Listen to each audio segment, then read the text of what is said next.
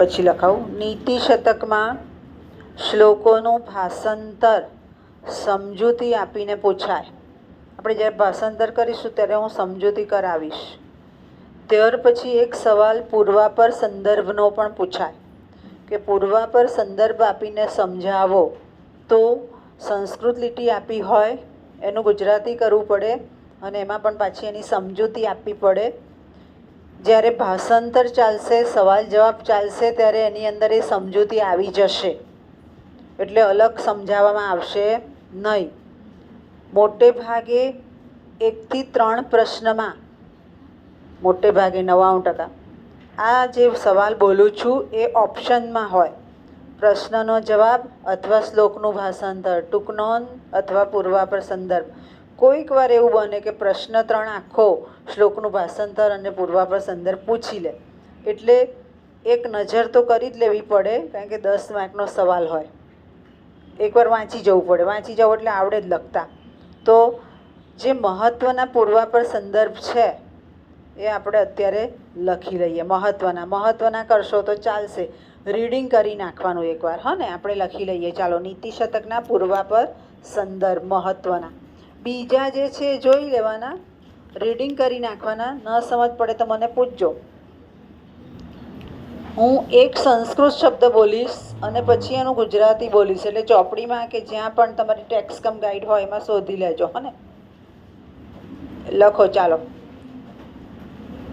બ્રહ્માપી તમ નરમ, બ્રહ્માપી તમ નરમ.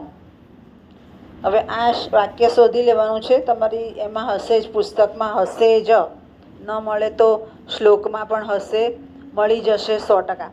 હવે એનું ગુજરાતી લખી લો. શું છે? તે માણસને બ્રહ્મા પણ ખુશ કરી શકતો નથી. તે માણસને બ્રહ્મા પણ ખુશ કરી શકતો નથી.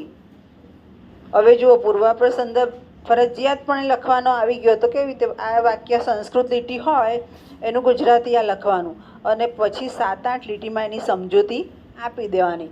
આ કોની વાત કરી છે?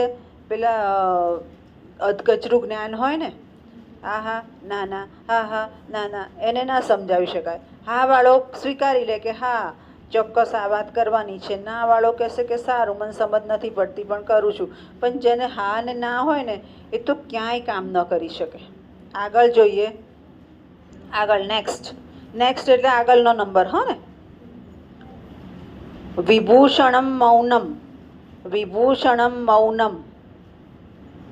ગુજરાતી એનું લખો. મૂર્ખાઓનું ભૂષણ, મૂર્ખાઓનું ભૂષણ મૌન છે. મૂર્ખાઓનું ભૂષણ મૌન છે. ભૂષણ એટલે શોભા. મૂર્ખા હોય મોટે ભાગે મૌન બેસી રહે તો સારું. મૂર્ખાઓનું ભૂષણ મૌન છે. નેક્સ્ટ વિવેક ભ્રષ્ટાનામ. સંસ્કૃત વાક્ય એટલા માટે બોલું છું, શબ્દ તમે શોધી શકો. વિવેક ભ્રષ્ટાનામ,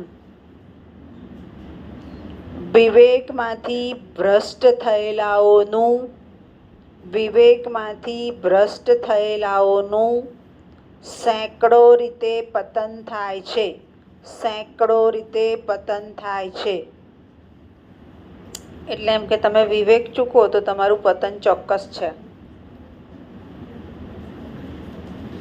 નેક્સ્ટ, સર્વ ઔષધ્યમ અસ્તિ, સર્વ ઔષધ્યમ અસ્તિ, સર્વ ઔષધ્યમ અસ્તિ.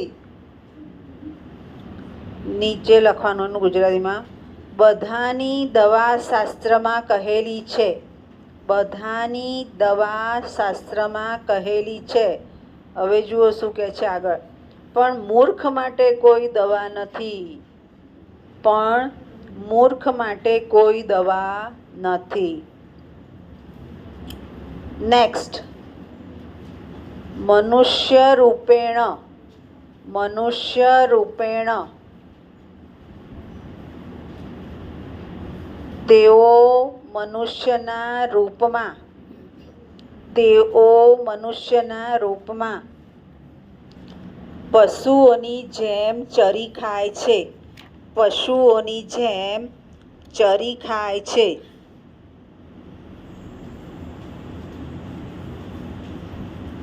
નેક્સ્ટ, જયંતી તે સુકૃતિનો. જયંતી તે સુકૃતિનો. જેમના યશરૂપી દેહને. જેમના યશરૂપી દેહને વૃદ્ધાવસ્થાના લીધે અને મરણને લીધે નીપજતો ભય નથી.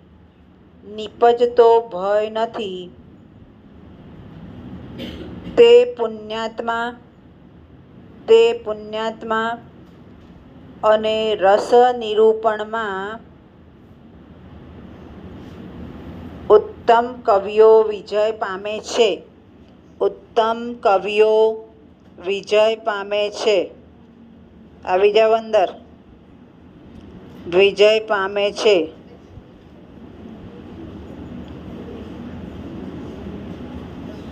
નેક્સ્ટ, સતામ કેનો દૃષ્ટમ.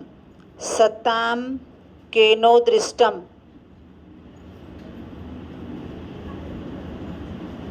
તલવારની ધાર ઉપર. તલવારની ધાર ઉપર ચાલવા જેવું આ કઠિન વ્રત સજ્જનોને કોણે. સજ્જનોને કોણે ઉપદેશ્યું હશે. ઉપદેશ્યું હશે.